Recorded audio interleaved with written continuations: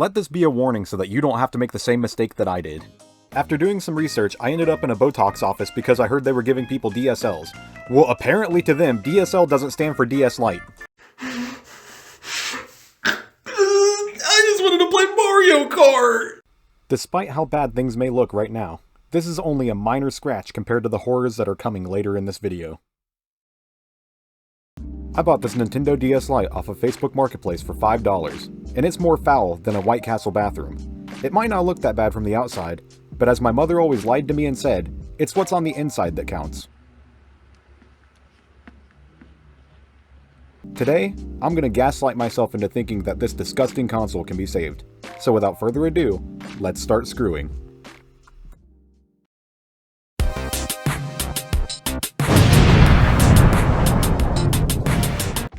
So the first step is to check for any signs of life. I tried to see if it would take a charge. The charging indicator flashed and then turned off, which is honestly a good sign. This is often caused by a bad battery or an issue with the battery connection. Luckily, I have a working battery I can take from one of my other DSLs and just swap in to see if that helps. The screw holding the battery cover on was already stripped, so I pried the cover off and now we can get just a teensy glimpse into how disgusting this console truly is. This DS was definitely wet at one point, and the battery terminals have a good amount of corrosion on them, which I'm going to try and scrape off with a screwdriver. Now I'm going to put the good battery in and see what happens. Nothing changed! Yippee! Alright, maybe the contacts needed a little more cleaning, so I got the isopropyl out and scrubbed them bad boys down. And now it's holding a charge light.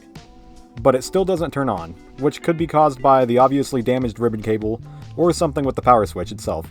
But at this point, I am fully committed to saving this DS.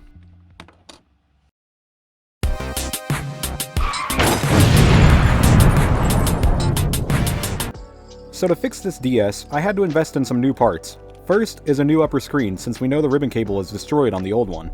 Then I got a new hinge, because the old one is completely gone.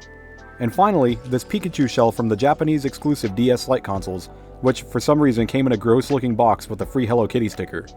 Hell yeah? Now this is when I started getting excited. All that's left is to install new parts, swap it into the brand new shell, and then I'd have a really cool rebuilt DS Lite that I saved all by myself. But nothing could prepare me for what was hiding underneath that silly little clamshell.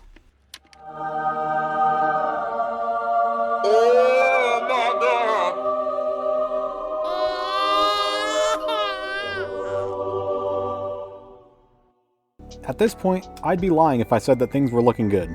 In fact, it's safe to say that things are definitely looking bad. This is a serious amount of corrosion and water damage, and it doesn't take a rocket scientist to know that this isn't something you want to see on electronics.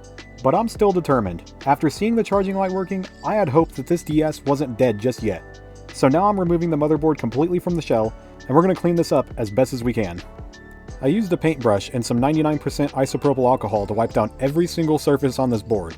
I should probably be wearing gloves for this, especially since I have no idea what fluid actually caused all this damage, but this video was recorded months ago, and I'm still alive, so I've got no regrets. Now I've got to take apart the upper screen so I can salvage the microphone and wireless receiver, and thankfully the inside here is the only clean part of this system. Next is to assemble the new screen to the new upper shell, and though this is an extremely tedious process, once it's all together it's very satisfying to see how good the whole thing looks afterwards. So then I followed through with the rest of the reassembly, which included fishing wires through the case, replacing buttons, and reconnecting everything back into the motherboard. Eventually, it came time to put the battery in and test it.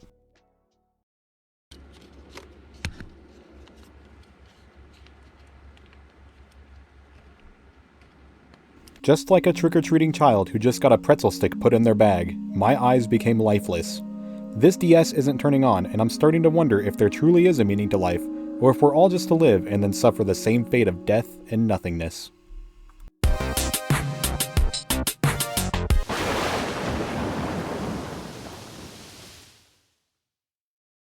So I ended up taking apart the other DS I had and put the motherboard inside of here just to see if there was some issue with the new screen or something, but it all fired up just fine, and the new screen works great but is off center for some reason. Then I took the moldy board and put it inside my good DS, and yeah, still no power. I tried cleaning the power switch with some alcohol, re-cleaned the board and terminals, rehooked everything up like 10 times, and still had no luck. I think it's safe to say this board is gone beyond repair at this point.